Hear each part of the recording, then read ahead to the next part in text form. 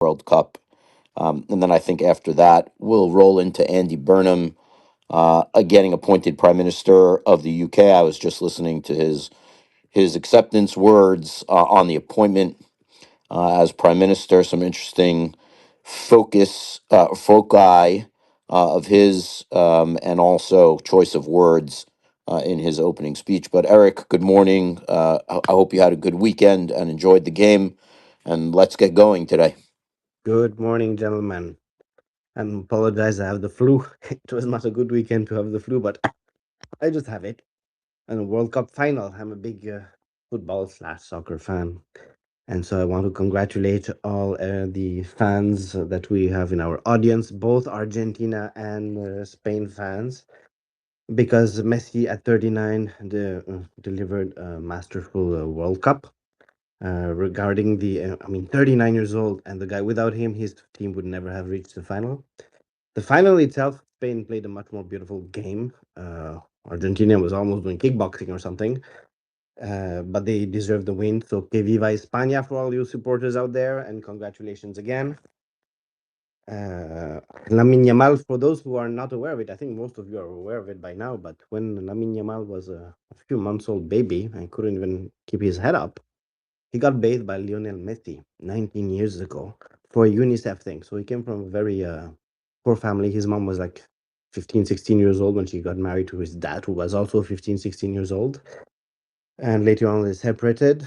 And Lamine Yamal went on to play football because he thought that if he didn't go that way, they would have a really tough time in the family. So his father put him in those junior clubs to get trained, and the rest is history.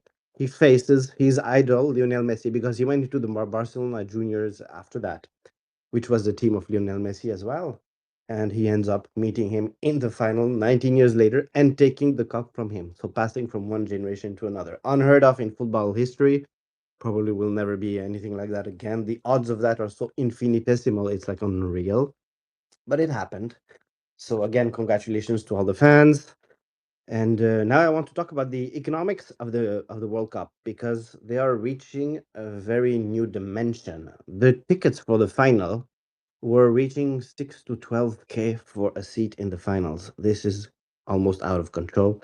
Essentially, the fans who are there are people who are wealthy, not regular fans. It's completely out of reach for them, and at this point, completely out of reach. They were even selling FIFA a piece of the grass. You know, they put natural, artificial grass. Or how can I say it? Engineered natural grass, I should say, probably the proper word, on the stadium for before they play the match, right? And the Mundial. And just to get a small piece of that grab, maybe 1 square foot or whatever it is, you pay $450 and FIFA will send it to you. The cost, the money making business that it's become is out of control. That's some people like it because they're very ultra capitalist and they think that FIFA should maximize its profits. So sort of an American mentality, I guess, getting in there with the World Cup being in America, in the United States.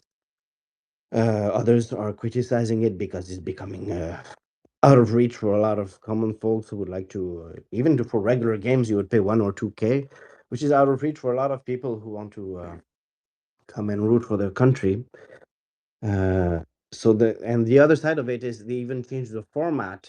Again, American influence. They put hydration breaks, which were never there before, just to have essentially commercial breaks. I'm sure the players enjoyed having a bit of hydration in summer, but they never had it before.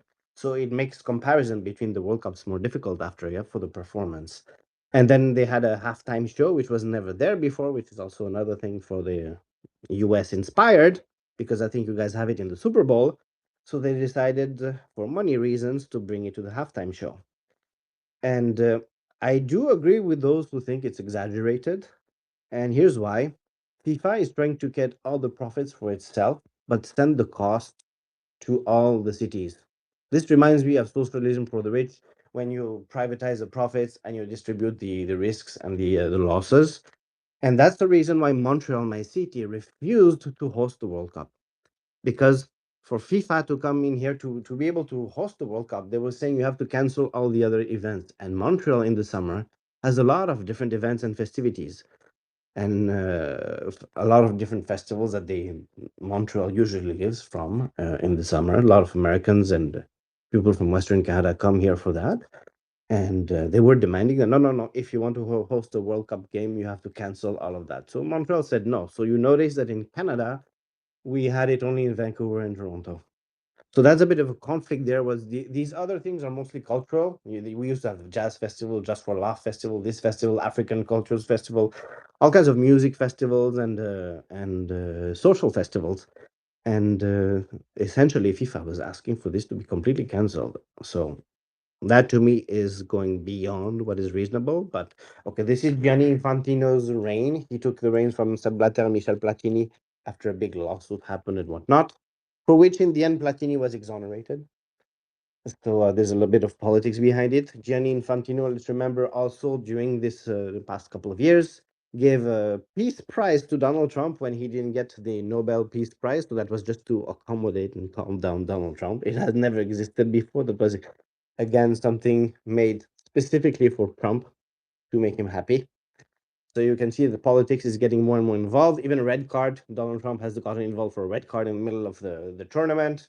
Belgium, Timothy's team still wanted to destroy the United States after that. But that was highly unusual. It's politicizing sport, which is something that I personally am against. So I will leave it at that for the World Cup. Congratulations again to everyone. Que viva España. You deserve your win. Clearly, it was a beautiful, masterful performance from Spain's side, even though I'm a Messi fan myself. Okay, now I'm going to talk about the second thing. Before we go to the UK, David, there was something I want to mention here. The cracks in the system are starting to show. For the past few years, we were saying, okay, will we have a recession or no? What will be happening? But the governments with massive money printing have managed to essentially generate inflation instead of recession, keeping things afloat. But the cracks are widening. We see it with the statistics. I even saw some of the postings of David over the last week from Lax as well. If you look at all the element, we can see that the economy, things are not all right. The cracks are widening. And if the government doesn't continue to print money, they might widen more. At some point, some inevitable things will still happen. I see it that way. I have said on the show many times that I saw the peak euphoria in terms of sentiment to be the SpaceX IPO, and since then, the cracks are widening for OpenAI and what do you call it, Anthropic, that we talk about often. These cracks are for private equity because they haven't gone to the public market yet. So whatever adjustment they need to have, re-evaluation to the downside they will have, that will be a hit on private equity, not on the public stock markets at this point in time. We'll see when and how they decide to go public, what the net effect will be.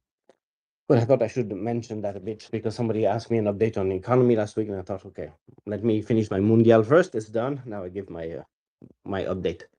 The other news that David wanted to talk about, which is the UK Prime Minister in 10 years. So Andy Burnham is from Manchester. He's becoming the new UK Prime Minister. They call him a change definitely from Keir Starmer. But what we have to look at in the last 10 years, 10 years ago, the British citizens voted for Brexit. Yeah. And since then, in the last 10 years, they had 7 prime ministers. So anything but stability. So the bigger thing here that I think that needs to be noted is that they can't agree on a stable leadership. There's a lot of division in the electorate. There's a lot of shenanigans in the politics themselves. I don't think that's good for the country in the long term, because if you cannot make any policies that have any, you cannot change every year, every 2 years, it makes no sense. You need to have some time to implement policies to get some results. Otherwise, it becomes a big clown show. And that's to the detriment of the population. Talking about the detriment of the population, Lionel Messi, who can afford to criticize his government, he's probably the only Argentine who can criticize as much as he wants. He's like untouchable, like Maradona, right? And he was criticizing Milei for his policies. He was says, "Look, people are starving more and more, suffering more and more. What is the government doing?" So he's starting to throw barbs at his political leader, who was not even present at the game. Apparently, some superstition, I don't know what. So the cracks are appearing even in Argentina, which was one of the darlings of the Trump administration. So I thought I should also mention that. And I think I took enough time. Again, congratulations to everybody, and I'm going to save my voice. Back to you, David. Excellent. Um, Good morning, everybody. Hope everybody had a good weekend. Um, And this week is a substantial earnings week. Um, I haven't seen yet AMC Entertainment's results and Domino's Pizza, but throughout the week, we're going to get from the likes of GM, 3M, Philip Morris, GE Vernova. Tesla comes in after the bell on Wednesday, along with Google, along with IBM, which has already taken it on the chin. Thursday is American Airlines, Lockheed Martin, Cleveland Cliffs, Freeport McMoran.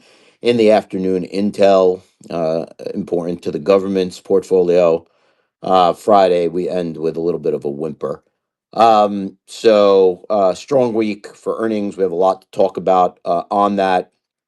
Again, I think we get it coming pretty heavy starting Wednesday and Thursday. Um, the market is rebounding this morning, futures wise.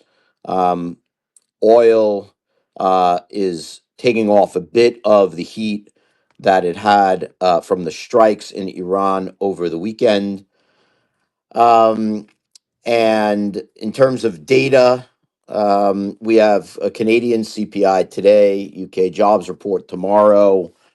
Um, and then we don't have much by way of US based data coming out this week, but the ECB has a decision to make on Thursday regarding rates, and then Japanese CPI on Friday.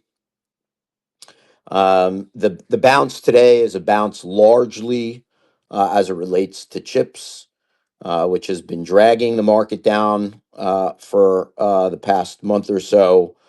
But year to date, the SOX, the Philadelphia Semiconductor Index, um, is still up year to date 66%, but it's now down more than 20% from its peak. So taking off a bit of the heat. Um, Gold is trading above 4,000. And since Eric started with talking about let's talk about a little bit about Europe and a little bit about the economics of the World Cup. I'm gonna go ahead and give the counterpoint only because of the point made by Eric about the U.S. or American influence on this. Now, let's let's call a spade a spade. FIFA and the Olympic Committee are two of the most corrupt organizations in the world. And that was before the United States had anything to do with either. They have taken bribes, they have performed nepotism regarding choices of locations for games and matches and championships and so forth. It's been actually revealed by the United States, policing authorities, the FBI in some cases, with respect to the Olympic Committee back in Rio in 2016. The FBI uncovered a multi-million dollar bribery scheme to secure the 2016 Olympics in Rio with respect to FIFA 2015 racketeering scandal. Swiss police were involved, but it was a U.S. indictment, and it went far and wide.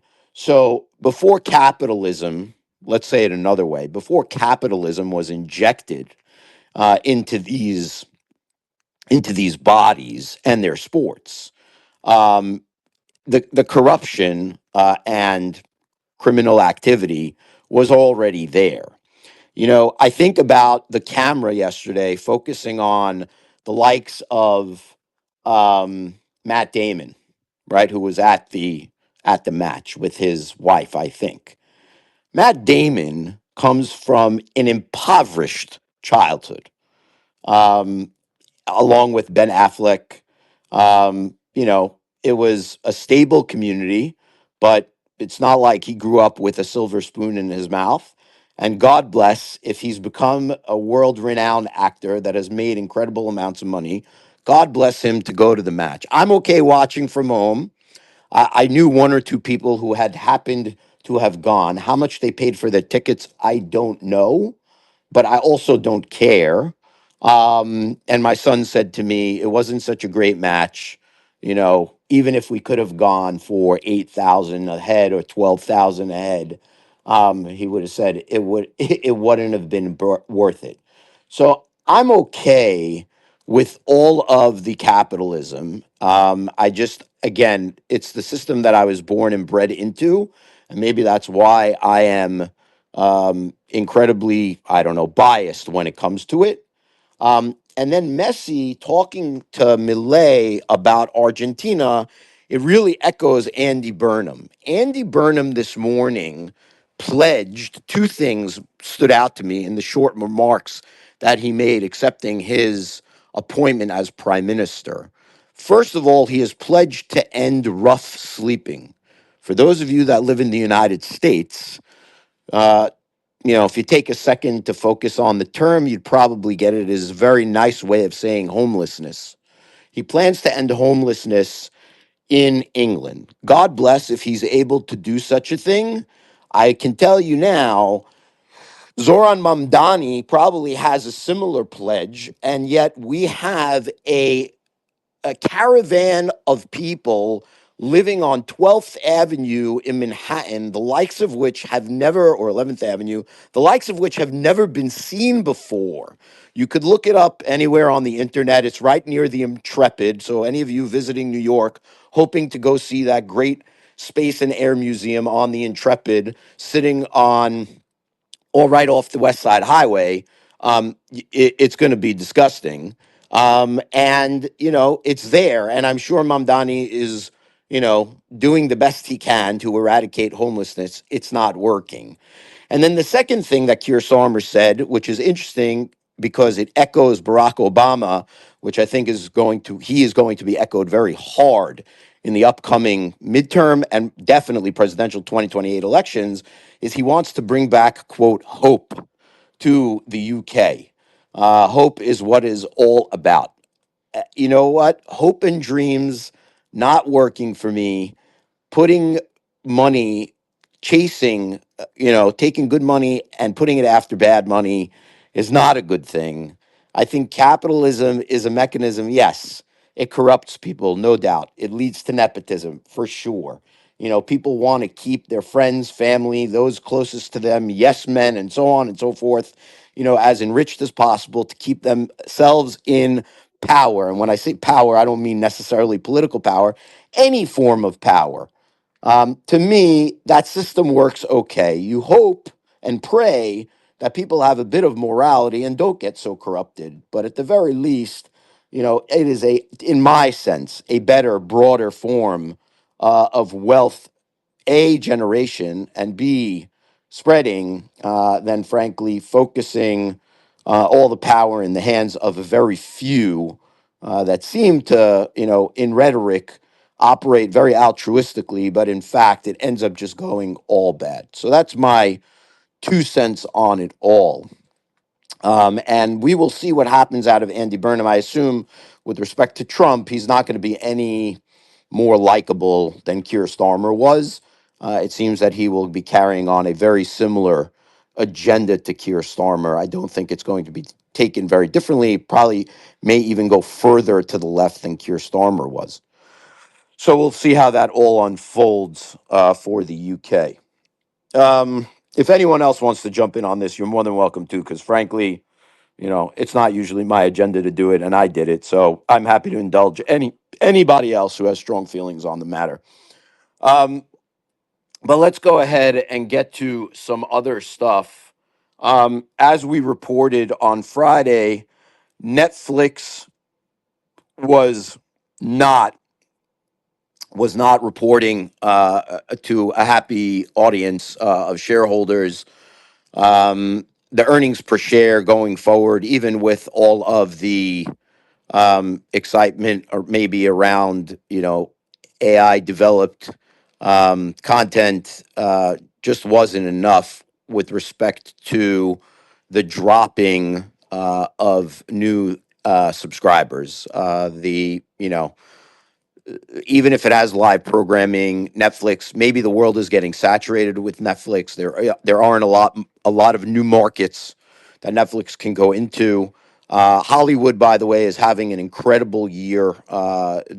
It's rivaling 2019 at this point in terms of box office. So we're going back to before COVID, and so we are content saturated, folks. I mean, if we were all home during COVID consuming content like crazy, maybe that would bump it up further from where we are right now.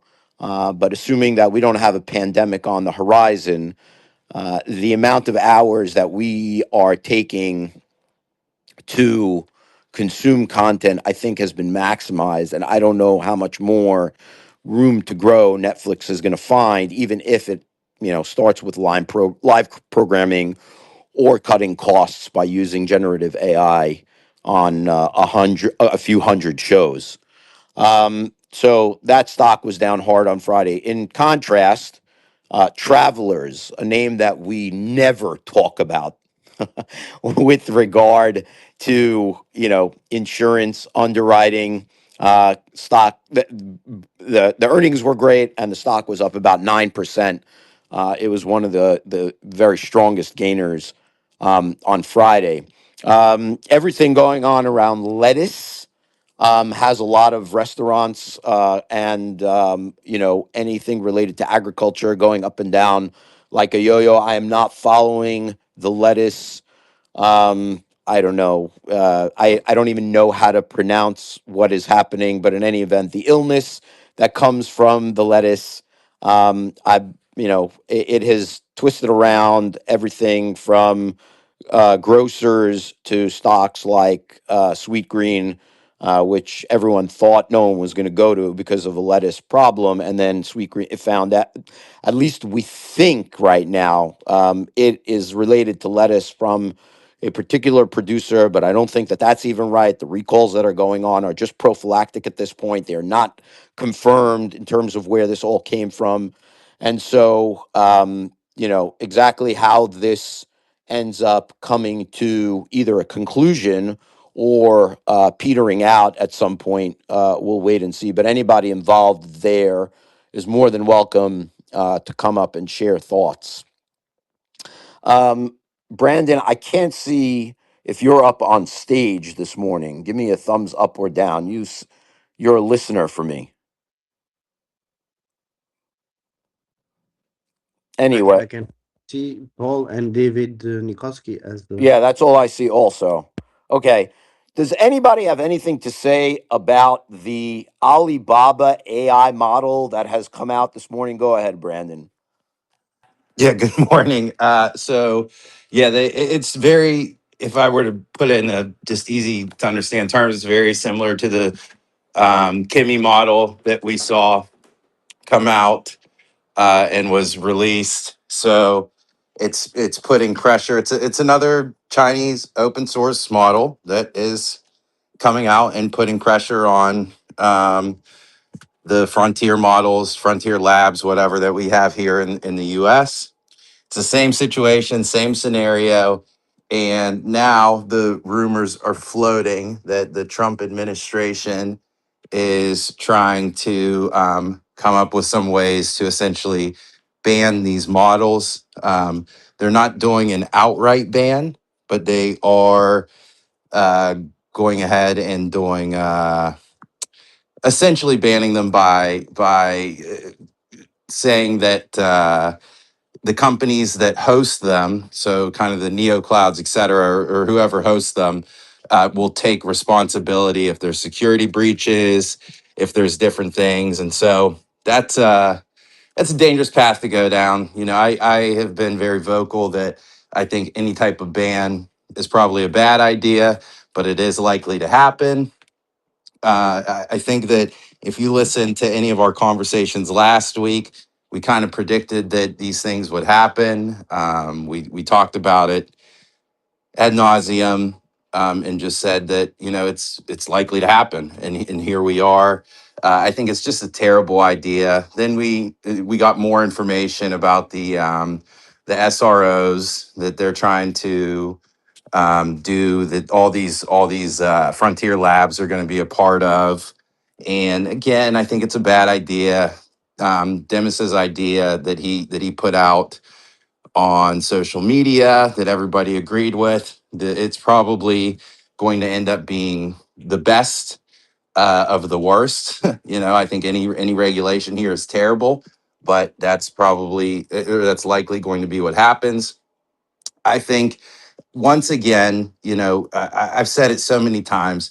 I just don't understand how any of these private companies, the frontier labs, any of them, Anthropic, OpenAI, et cetera, are going to be able to justify their valuations when going public. I just don't think that it's going to make sense right now. We're likely going to see repricing there, and we're going to see a lot of money get lost in the sauce. One interesting thing that I did see come out with Kimmy is they paused new subscribers. I want everybody to kind of understand that they're pausing new subscribers because of the GPU shortage. I mean, the desire to use these models is overwhelming, and again, it's overwhelming because people want a cheaper experience than they're getting from Claude, than they're getting from OpenAI. Like, these models are so expensive now, and we're talking about on the high end enterprise level. They're so expensive to use. So people want a less expensive model. And that's why they're looking at these open source, open weight models. And then that's not even getting into the fact that these enterprise customers, again, they want to keep all of their data in house. It makes sense for them. Otherwise, competitors can start getting your data. Otherwise, Anthropic or whoever can start training off of the information that you're providing them by using their models. Whereas an open weight in-house model, that doesn't happen. And so, it just seems like we're entering a very difficult part of the market here. And it hasn't, this isn't something that's priced in. We always talk about things are priced in. This is not something that's priced in, because I don't believe anybody believed China would catch up this quick. Nobody. And so, if you're, again, I'm not a very big public markets guy, but if you're looking for some stocks to be interested in, I'd be looking at these neo clouds, because these neo clouds that are providing GPUs are they're in heavy demand right now, and that's not going to stop anytime soon. I would say, unfortunately, the best neo cloud providers are. They're still private companies, things like Lambda, et cetera, that people are using heavily for these. But there's still some interesting ones, such as CoreWeave, which went public, I don't know, a few months ago, and obviously has had some issues since then. But there's a few out there. I'm trying to think. DigitalOcean. There's a few others out there that you can look at. Just look at the public ones. I think CoreWeave is kind of the biggest and the one that's been in the news the most here. But those are in such high demand right now. And then Databricks, another one, just had to raise a Series M. A Series M. I think they raised 30 billion at a what was it? I think it's I Like think it's I 180. think it's 3 billion at 188. Yeah, 3 billion. Sorry, 3 billion at $188 billion valuation. And that was strictly just to secure more GPUs. Like like the demand here is absolutely insane. The price on GPUs is going to keep going up. It's a supply and demand problem, as basic as it gets. And yeah, that's just, everybody's going to want to use these open weight models. Now, here's the problem. To give the I guess the anti point to this is that if we do end up banning these models, and banning them, and not being able to use them in the US, that's going to drop. I mean, and I just think that would be such a terrible move by this administration. I think that would be such a terrible move for innovation. We do not want to go into the world that Europe is in. They're just a disaster all around. But it seems like that those conversations are being had. If you listen to the people like David Sachs, I mean, he has talked about this and it talked about the issues that we'll face if we go into banning this. I think that he's spot on about it. And then you have these just absolutely, it's not just Dario anymore. You've got other people from other frontier labs talking about how open source is bad or open weight models are bad and all this other stuff. And it's just it's self-serving. That is the only reason to even say this.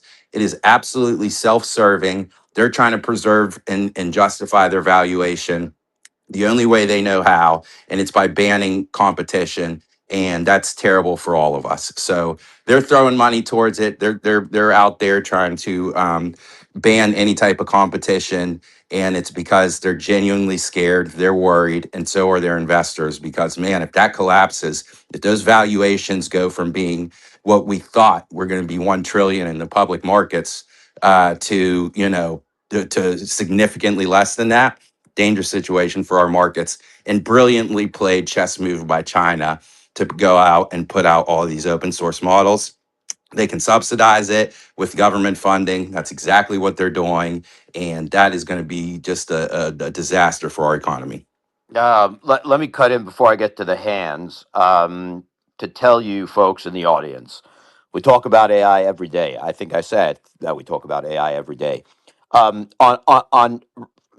away from, there's two storylines here. Away from the AI valuation and investment discussion. I can't tell you how many listeners have reached out to me with regard to when we speak about AI, and some of the folks, the way Brandon says he uses it, the way Eric says he uses it. Of course, Jan, coming giving us his update on how he uses it inside his company, has encouraged so many people in the audience to use AI in their own lives, even if they're not, I don't know, technologically savvy. I think it's great. I think folks in the audience who have done this, you're way ahead of the curve.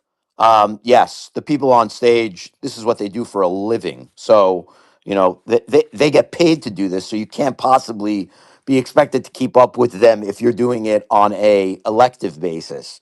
But I must tell you, I'm a lawyer by training, by practice sometimes. um, I am in the midst of a bankruptcy case, and I'm bidding on some summer camps that are in bankruptcy. There's about 30 summer camps that are in bankruptcy. Yes, Paul, we could talk about that later. If anyone wants to know more about that, feel free to reach out to me. But I had to draft an offer letter the other day, an offer letter in a bankruptcy case, along with all sorts of requirements being met and pledges being made and reps and warranties and so on and so forth. It could take a couple of hours to go ahead and draft it, and it's not something that I do every day. Essentially, I just dumped the bidding procedures order, into an LLM, and went ahead, told them exactly the parties that are bidding, what the background is, why, purchase price, what it's bidding for, conditions, so on and so forth. And within 5 minutes, it would have been a 4-hour project, probably with a couple of iterations. Within 5 minutes, the draft was done. I read it over once, changed a couple of points, and that's it. And it's just, you know what? I mean, I was an associate. I had to draft bid, offer letters, and it took me hours. And is it the funnest thing in the world? No, it is not the funnest thing in the world. The funnest thing in the world is negotiating the finer points and actually winning the bid. And so, getting rid of some of what I would call, the grunt work of this is a good thing. Overall, it's a good thing. You got to know why it's there. Thankfully, I grew up in an age where I by definition have to know why it's there because I'm the kid that put it there, 20 years ago. But now at this point in my life, I certainly don't want to be the guy that's banging out every single one of those words in order to comply. Sorry for the long-winded diatribe on this, but it's to impress upon all of you, in whatever way, shape, or form you can use AI in your lives, you should get more used to it because you will see how much it helps you. Sorry to sound like a self-help guy, but it'll be very helpful and valuable. All right, Dave Nikoski, your hand was first, then to Eric, then to Paul. Yeah. Hey, Brandon, are there any cases that some of these frontier models have used data from companies that are, put out into the atmosphere where others have accessed them? I know there's a number of them, like Samsung was one, but a lot of employees use these AI and put in, confidential information on companies, and it gets entered into the realm of the universe for training where it can get leaked. Do you have, are there any case studies going on with some bit? Yeah, I mean, you have the open AI and Apple stuff going on, but that was more of infiltration of former Apple employees in that particular case. I mean, are we seeing that this migration to, these open models internally? I mean, I don't see any reason why you wouldn't use them, especially if they're 90% less. That means that if you made these illegal, you're paying 900% more, to give you an idea. um I'm bullish on China. It's up 10% against our market. And, discussing the insurance stocks, I mean, the IAK is up 10% over the market. I discussed that a couple of weeks ago that I like the insurance stocks. I mentioned Progressive, which had a big bid up and then came right back down on earnings. But most of the insurance names across the board are significantly outperforming the market, like Travelers. So, but just some, if you have any commentary on any ongoing cases or breaches that you've seen on the AI front, I would love to hear it.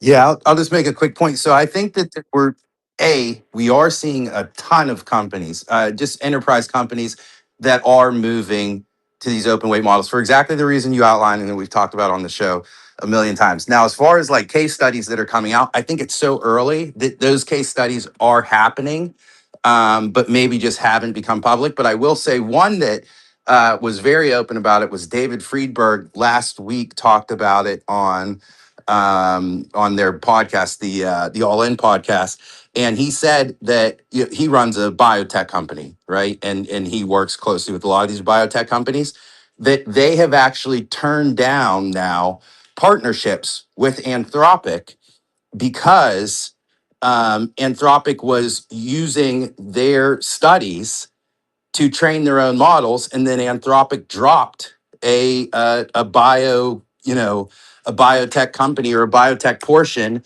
of what they do of their work.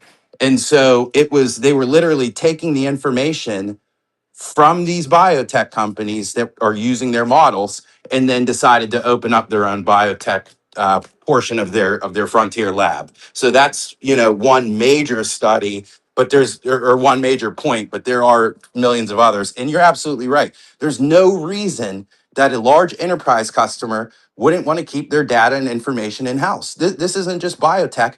You're talking about finance. You're every across the board. You don't want because if you're training their models, and not only do they launch their competition, but when all of us use these models, it's basically pulling information from everybody that is uploaded or talked to these LLMs. That's they distilled information from the public essentially, and then they're still taking the information that we're just giving to them freely and using it not only for themselves, but everybody that interacts with it is also using it as well. Excellent. Thank you, Brandon. Eric, to you. Yes. So a couple of comments I wanted to add there regarding the AI. Just like Brandon, I think it's likely it's counterproductive, but likely that for political reasons the Trump administration would try to ban some of these models. In the event that it does happen, I would look where the money flows to. If money gets out, some of the money gets out of the US because of that for AI related things, then go to the countries where the money will flow to. And here I would say that not directly China, no, but places like Singapore, like Dubai, places that are 95% plus chance that they will accept models from both sides or all sides of the world that will not have regulations against it. I'm not pronouncing myself on Europe because they have such bureaucracy. I have no idea where they will go. So for Europe, I would say take it one day at a time because God knows where they're going to go with that. I do expect, however, that geopolitics, because the world is at war, will be played on that. Let's remember that there's still some ban of some chips for AI from the US to China. So they're waging a war, which pushed China to go faster into those open models and to go into optimization, because they kind of forced China's hands. If you guys remember, because China doesn't have the latest and greatest chip development technology, so they developed optimization more. That's why you have them so great at these models which are optimized for smaller scale center, meaning few GPUs and less RAM in your own enterprise or in your own house, rather than the big data centers. They went for optimization on purpose. So they were forced into it. So we kind of forced them to go that way. And then, of course, they want to have it now for the whole population at large, that they can use it, even some of them for free, because they do want more economic growth from that. The beauty of that is that somebody with his Mac sitting at home can actually do some things with AI, and it will progress over time. So you will have the entire population can have access to it, or almost the entire population, and build their own companies or products and whatnot in this AI age.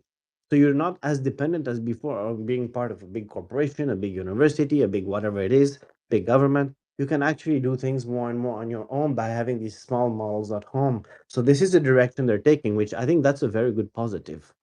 As for Brandon was saying that it came faster than we expected. Hard for me to say, because I warned about that this was coming for a while, but yes, I had no idea about the timing, because I'm not inside the model. I'm not inside Alibaba or inside Kimi, so I have no idea when they will come up with to what level model. But if you saw the curve over the last year, they were getting closer and closer and closer at every iteration that we're releasing. So even in the past 6 months, when they released the Alibaba QN 3.6 and then 3.7, you saw how closer they were coming at each iteration. So now they come really close on their toes. And it's not for nothing that Elon had said last year that China would probably won that AI war in that sense, even though they were back in chips, and it'll take them a few years to catch up still because of that. But because that world conflict is still going on, we cannot abstract ourselves from that. If the two governments are at odds for GPU chips, how will they not be at odds for the models? I mean, of course, they'll still have very different strategies, and they'll use it part of their negotiation and their chess moves, as Brandon said. It's inevitable. And so I would say, as the US will probably make the mistake of banning some of them, look at these other jurisdictions. If you make a new company in AI, where you will have access to all the models and you can choose yours. And David Nikoski, to your question, when you have an in-house model, unless they put some nasty things in there, usually you don't have any data problem. You can retain your data.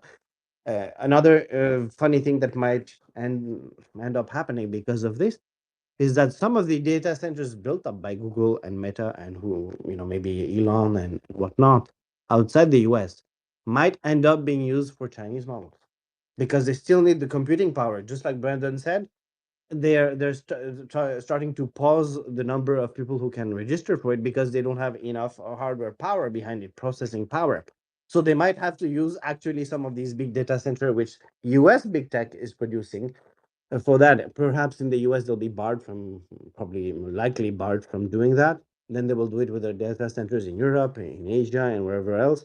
And that might push them actually to build more data centers overseas as a side effect. So all this is coming into the pipeline. Let's see how they react. But you cannot dissociate a physical AI war with chips from the software side of AI. From the government perspective, they go hand in hand. Back to you, David. Thank you, Eric. Paul, I assume we're going to shift gears. Certainly, I want to shift gears to everything personal, credit related, housing, mortgages, foreclosures, credit card debt. Let's rock and roll, my friend. Thank you. First of all, I think you sound effect here. If you were in Queens or Long Island, South Shore, or New Jersey, hopefully you're not digging out your basements. I think Queens looked like it got really hit hard. Where I live, we got about 2 inches of rain in an hour, and no problems. Right, a little ponding. So something needs to be fixed in New York City. Hopefully they'll figure it out. before the end of the century. Wait, I don't know if everybody in the audience is as New York centric to understand what you're talking about. I throw one in there. Yeah, we've been getting lots of, uh, not even like an inch an hour of rain occasionally every few months. And Queens, actually Soho got hit really bad, and it's hit in the sense that there's like 4 or 5 inches of water in the street. Like there's flooding in the streets, and it's because basically New York City's sewer system is outdated, hasn't been upgraded in 50 years. And so you had all this concentration of building, especially in Queens and some of the outer boroughs, that they can't handle it. And it's a lot of this water is coming up from the sewers. It's not really it's when the street flooding goes into the sewer and backs up into your house because the sewers are just the pipes aren't wide enough. And I think that's the issue that we're going to have for a long time, unless you literally widen out all these sewers. But that's what happened. We got 2 inches of rain in an hour, or an inch of rain, and that shouldn't happen with an inch of rain. And like people, especially Queens, which is low lying. If you could look on my profile, there's on this what do you call one of the roads, Clearview Expressway. There's a FDNY truck driving through about 2 or 3 feet of water. So it was pretty bad for a lot of people. Luckily, it was handled where I live, but some people, it's not good for your house value, and that's what I wanted to talk about next. I think Eric was talking about consumer credit, and there was an interesting article that came out from the Houston Chronicle, and it showed delinquencies in Texas. Basically, delinquencies in Texas, delinquencies in Texas have gone up for FHA loans from 3.7% to 6% in Texas. And that's pretty serious. So FHA is the Ginnie Mae and VA program. Primarily, first-time home buyers use the Ginnie Mae program because it's a low down payment. And what's happening, these people bought at certain times, 2022, 23, 24. Prices have not gone up from there since then. In some places have gone down, Austin especially. And now people are not able to make their payments for a couple different reasons. But this is because one of the issues that this article talks about, it's in the comments, is insurance payments. So insurance payments are up 20%. Insurance requirement, so that's your escrow payment, up 20%, and people are backing away. They're not making their payments. And Texas is a pretty good economy across the board. It's probably one of our second largest state in terms of the economics of it. And so that is not good when you have first time home buyers going delinquent this early on. And this isn't because of fraudulent mortgages. It's because of lack of down payment and increasing payment shock. Usually you have payment shock because you have an ARM loan. Here we have a payment shock because of your principal, interest, taxes, and insurance payment. So your total payment that you make, which is how most people pay their mortgages. And Texas is not, they don't fool around in Texas. If you don't pay your property tax, they basically put you in foreclosure in like 60, 90 days. Texas is one of the few states where they actually give out loans to pay your property tax because it's so severe, the penalty.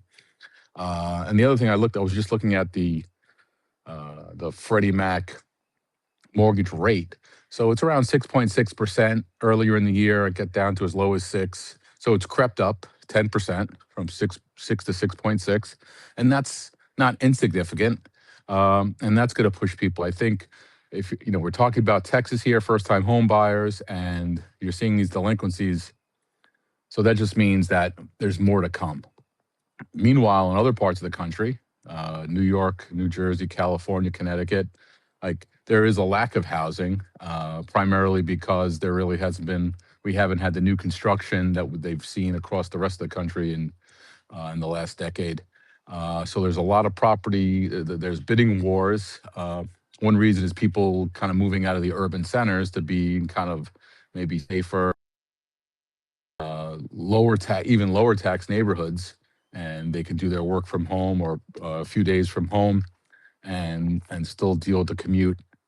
So I think that's something that's like, we're in this two worlds. One where there's home prices going down because and people going delinquent. Another place where people are having bidding wars. Thank you. Paul, can I ask you a quick question that Sure. goes with this? Yeah, so I just read it maybe a few minutes ago that I guess it's cheaper now, less expensive to buy a new home than it is for purchasing just a normal house or a built house. Is that true? And like, what's the economics behind that? How's that even make sense? Yeah, I mean, that's in the South. And well, it's first, it's cheaper to rent than to buy in probably the 50 largest markets. I wish Robert was on because he's got all the numbers on the top of his head. We got a Cardone on there too. But I think it's cheaper to rent than to buy in like the probably 50 markets. And that's primarily because of rates. But then new homes versus existing homes, I think there's two reasons there. One, the home builders are discounting the properties, right? There's volume, they got to move them. Second, there's a buy down mortgage. So in some markets, you can get it's like a 3-2-1 mortgage, which is they will subsidize the rate 3%, then 2 for the first year, 2% for the second year, 1% for the third year, or even 5-4-3. Like it varies in the market, and that's because they are, they're loading their profit margin into the house payment. So how can they do that? Well, typically when you build a house, they're typically working for, in the best markets, they were working for 30-40% margin, right? So that would be their profit margin. Now it's probably 15% and 15-20%. And so people are just loading. If you have a bunch of houses, you got to move them. You just go for like make 0%, right? Make 5%. And so you load whatever you need to. And so that's probably a big source of why it's cheaper to buy new than to buy an existing home.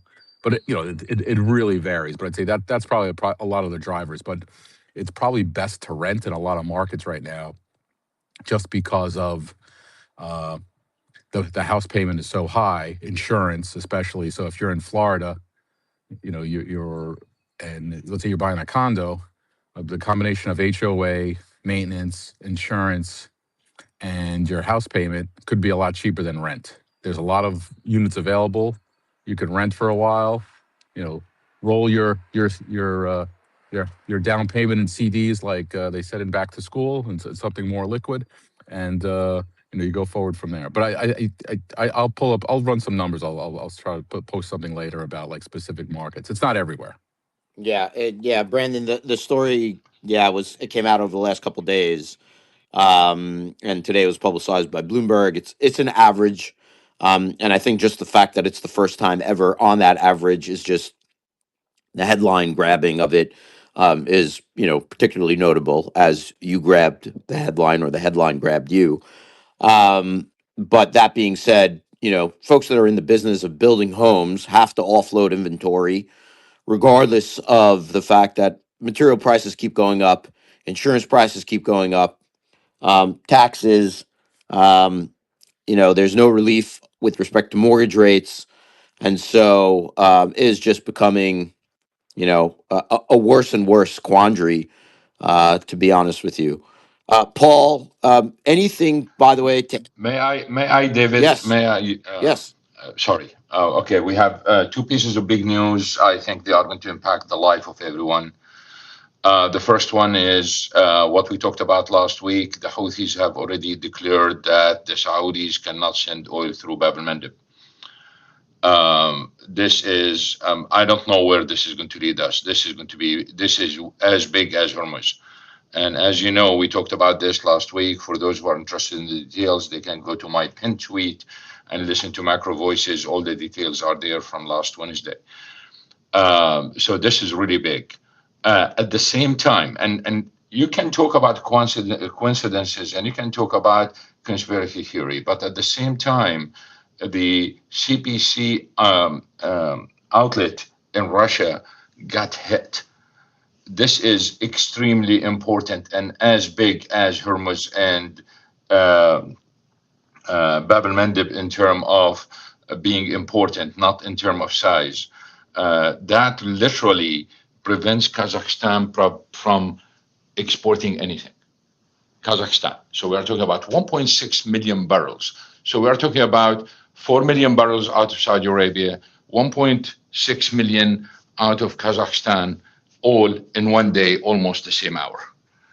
So again, you can talk um about this, but this is really a very very significant event today, where oil prices are heading. Oil prices already increased in the morning, in the early morning hours by more than 3%, but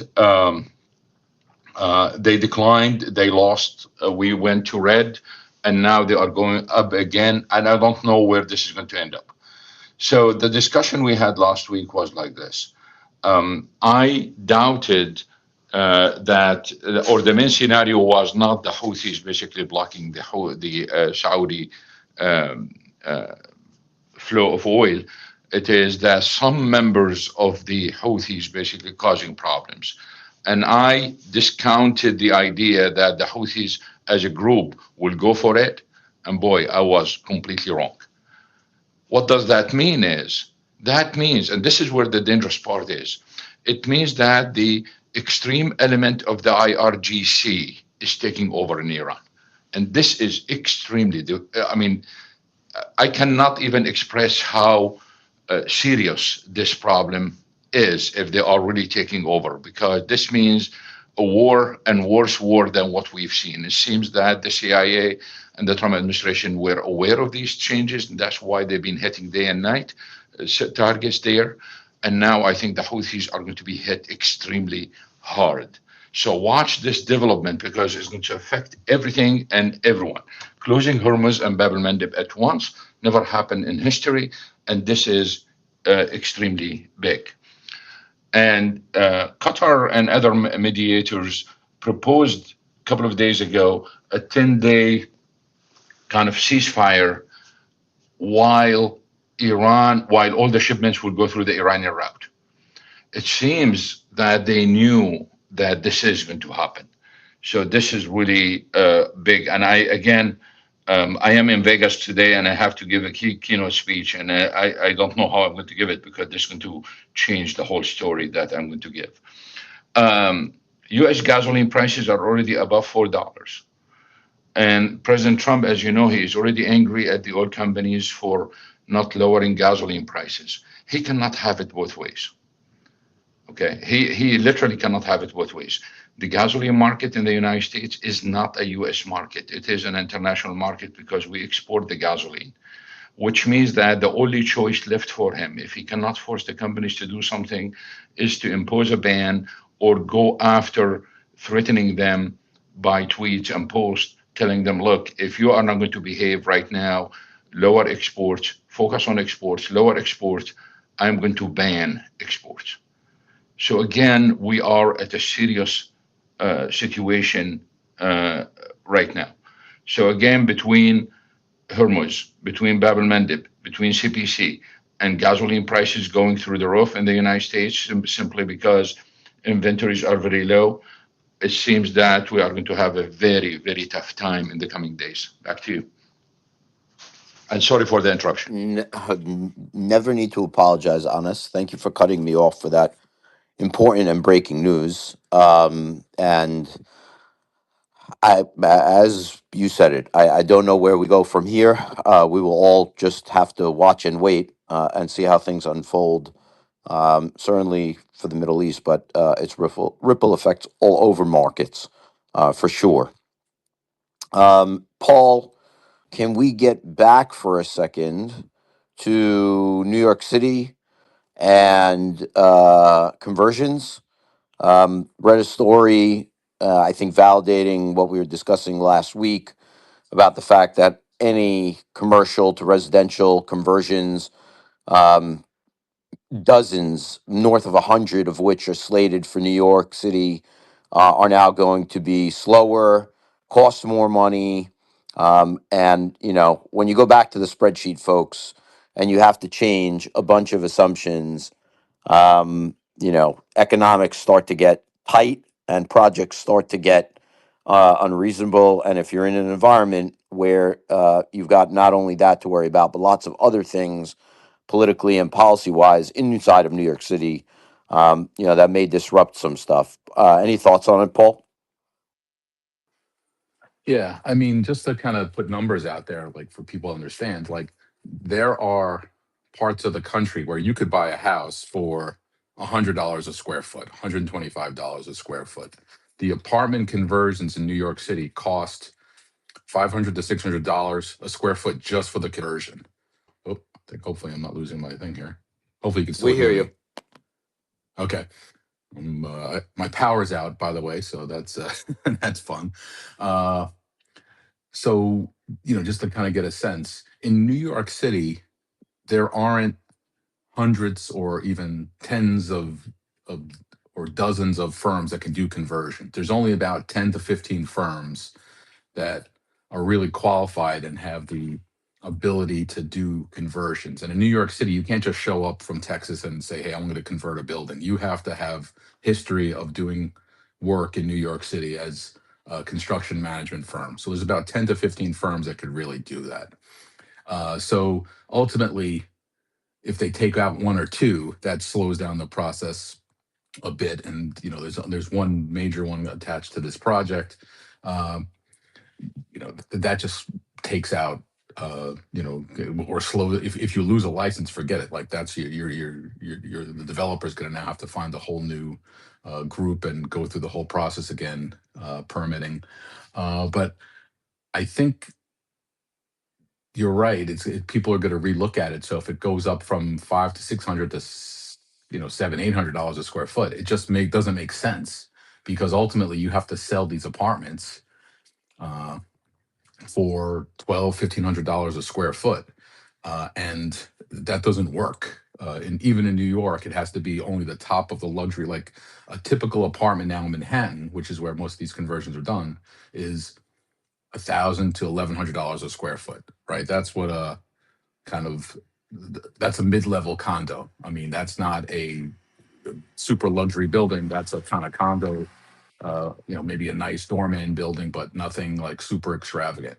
So if you're going to the ultimate of, luxury, which is going to be, I mean, you can be $5,000-10,000 a square foot, but let's say like, $1,500 to $2,000 a square foot. If the numbers don't match up, or you can't get there. So you can't get there by developing middle class housing or high end with a certain amount of middle income or low income housing, and all these apartments need to have 10 to 20% affordable income in the apartments. So people rerun the numbers. You may have to add on floors. You may have to kind of see if you can find them adjoining buildings and go from there. And you can't just, and when I say you got to add on floors, you can't just add on floors without getting approval. You have to have a certain amount of air rights as well. And you have to gather those from the buildings around you. So it's not as simple, it's a real complicated process of combination of getting the number of floors that are approved, getting uh, the permits and approvals, getting the right contractors. It's a real dance. That's why there's only like 10, 15 managers in New York City allowed to do that. Like in other parts of the country, totally different. I'm sure in Houston, I don't think they're even there's no zoning codes or building. There's building codes, but I don't think there's zoning. So you can kind of do whatever you want, wherever you are. New York City is a lot more restrictive from that standpoint. And the city of yes, which is where this policy came from, is something that is going to be really looked at. The other thing, when I was talking about flooding before, I mean, it was a little bit of a joke, but in reality, under the previous two back administrations, de Blasio, he was pushing for legalizing all these illegal apartments all over New York City, basically basement apartments, garage apartments, which are livable, but typically were not in the certificate of occupancy. And the reason is because, like, some are prone to flooding. We had, I think, 2 people die maybe 6 months ago because of they were flooded in their apartments, and they couldn't get out and they drowned. So it's not a joke. De Blasio's administration tried to kind of legalize all these apartments. I think people are now going to really look at that, given those deaths and kind of this major flooding. You can't approve these apartments without getting all your sewer lines approved. And that's the other thing. The reason why the infrastructure is not up to code now or up to speed is because you've had all these build outs in areas where they were 1 and 2 family houses are now they're building 8-story buildings, and you can go all over the Bronx, Queens, Brooklyn. Maybe not as much. They're building taller buildings in Brooklyn because they have the shale rock to get into. But the Bronx and Queens, which are mainly kind of like swamps and were farms, like they are building taller buildings than they're used to, where they were just 1-story buildings. And the infrastructure, you can't add the housing and not build out the infrastructure. And that's just not water and sewer, that's electrical, that's traffic, that's transportation needs. Like, so I think the city, and when I look around the city, I kind of say, like, they are going to stuff as many people as they can all over New York City for a lot of different reasons, and it seems like they're doing it. Yeah, we have the same issue here on the Jersey Shore in terms of there's no urban planning concerns around anything. We have towers going up in the place of single family homes now, and it's the infrastructure is hemorrhaging all around here, and you know tax dollars are important. I get it. Real estate tax dollars are important. And the second thing that's important is whatever the politicians are gaining from the real estate developers that helps their careers. So, but yeah, we're having similar issues and flooding. Is one of them. Certainly as you overbuild, the water just can't go places. You don't have, easy drainage. Trees do help a lot in terms of sucking up a lot of water. We have less of those. So yeah, I'm with you. Eric, your hand. I'm wondering if you're going to talk about Paul's power outage and electricity loss No, in the United States. no, not the. Okay. I'll let Paul talk about the US. I have no idea about By the that. way, I'm curious. So, just Paul, I assume your electric lines are above ground, correct? Paul? Paul Mangione, thumb up, thumb down. Yeah, North accent. Oh, do you We're have? above ground. Yeah, we're You're above ground. above That's ground, correct. right? I'm above ground also. Eric, I'm curious. In Canada, is it largely above or below ground power Above lines? ground, above ground. In Singapore, it was below ground, but in Canada, it's above ground. Got it. That's maybe comparison. I think to actually bury electrical lines in New York's area, it's something like $1 million a mile, Wow. and there's no way that would ever get repaid. So you're going to live with this. By the way, the fact that we're above ground during the ice storm in 1998, that's what caused the 1 million people to be in the blackout. The whole province went into a blackout for a short period of time, at least for a couple of days at least. And then, some people had to go to other people's place to spend the night because winter can be pretty rough. Although when it's an ice storm, usually verglas, it's usually close to zero. It's a 0, -1, -2, but still, without heating, people have to go to other people's house. So that was it is, weather is weather. And now we have other weather things that we have in Western Canada. We have those forest fires. I agree with Trump and other people that say that when we were young, all the commentators, we didn't have that. The planet is getting hotter, and it is a problem, and it is a problem that we need to deal together because, as we can see, the smoke goes to the US as well, not only Canada. So whenever they're finished with the trade war, I expect the future administration to work hand in hand with Canada to deal with that because we have no choice.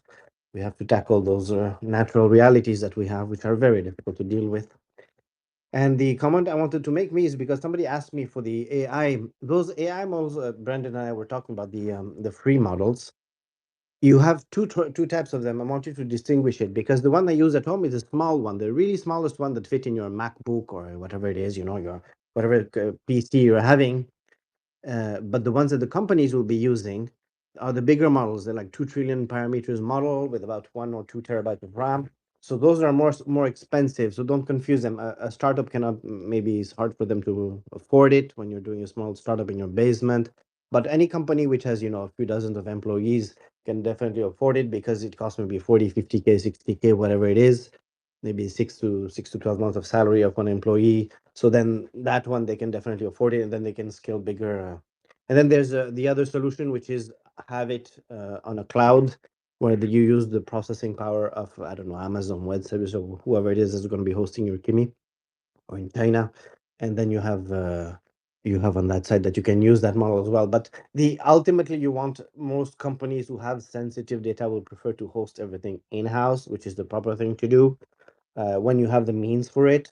And I think over the next few years, as we get more and more fabs coming out, because the bottleneck is the RAM and the GPU, as these bottlenecks go away within 3 to 4 years, because it takes some time, then everybody will be able to afford it. I think, remember when we used to be on MS-DOS and versus Windows, and graphic user interface just came out on Mac and then on Windows, and it was something new and special, but then it became mainstream. The same thing will be for AI. It'll become everywhere, mainstream, and a totally integrated part of our life that we won't even think about it, because it becomes a reality of everyday life.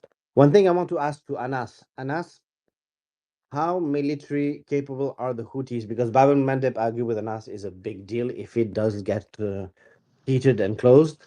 And I want to know what are the military capabilities and how likely it is that the other countries who are at odds with the US right now would join in and just help support the havoc. I'm not sure about that. The issue is exactly like this we discussed last week. And for those again interested, they can listen to the macro voices in the pinned tweet. The issue is we have a lot of Russian oil going through. In fact, most of the oil that goes through the Hormuz Strait is Russian crude, and Putin has an alliance with the Houthis, so the Russian crude is going to go through. So India is safe, basically, in this case. But the issue here is how they are going to do a blockade, how they are going to embargo the Saudi oil, in this case, in Bab el Mandeb. The only way they can do it basically is do what the IRGC is doing in Oman right now, which it means that they are going to hit some ships. And if they hit some ships, basically, that's going to cause many problems because it's going to block the Russian crude. And that's where the issue is.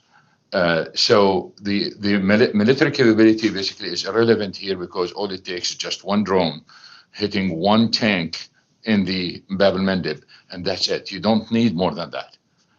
And that's where the scary stuff is.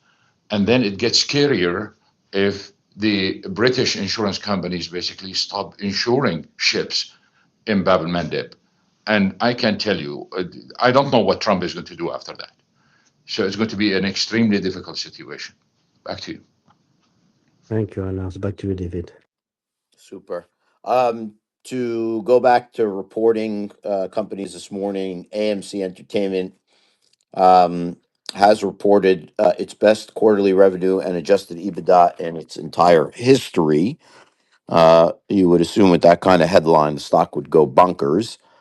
Stock's up about 15% in the pre-market. Folks, just remember, this is a shy of $2 billion of market cap company at this point, and is also a penny stock. It's not in the pennies, but it's a stock that's around, when it opens for trading today, around $2.25. So has been a meme stock paradise, let's call it, to put a nice word on it.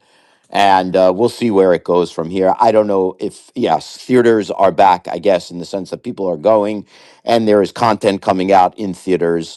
As we have discussed before with Gary Cardone, who is no longer with us this morning, he doesn't think theaters stand a chance in the long run. Many iterations have been tried, but nevertheless, prices for tickets are high. Concession stand costs are super high, and yes, no shocker that highest quarterly revenue, but adjusted EBITDA is a respectable milestone that the company has reached in terms of it being the highest there.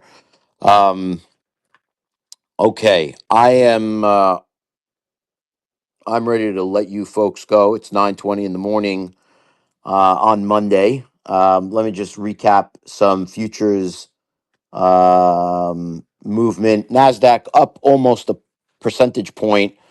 Dow up 0.15%. S&P close to a 0.5%.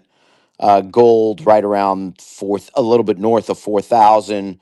Silver around 57. When it comes to the 30-year, still sitting right around 5.1%. Oh, Gary Cardone is here. Gary spoke about movie theaters for a moment in an ode to you. AMC Networks came out with earnings this morning. They were better than expected, but I'm still in your camp. I think movies in the theater are for a small subset. But I'm going to go ahead and leave you here, folks, for the day. I wish you all an amazing Monday in the markets. We will catch up tomorrow morning. Earnings before the market opens: General Motors, 3M, Halliburton, Schwab, and certainly what's going on in Iran is top of mind this morning. Anas, go ahead and give us the last word. I just want to announce that if the situation gets worse later today, we will have a space on the matter later this evening. Excellent. Please send it, and I will go ahead and repost it for everybody in the audience on the show. And by the way, folks in the audience, please do follow all our speakers. They are outstanding, even in the days that they don't speak publicly or loudly. Justin's here. Happy to see his face. Unfortunately, unhappy because I didn't get to hear his voice. But in any event, I wish you all a great day. We'll see you back here 8 a.m. tomorrow morning. Have a great day in the markets. See you then.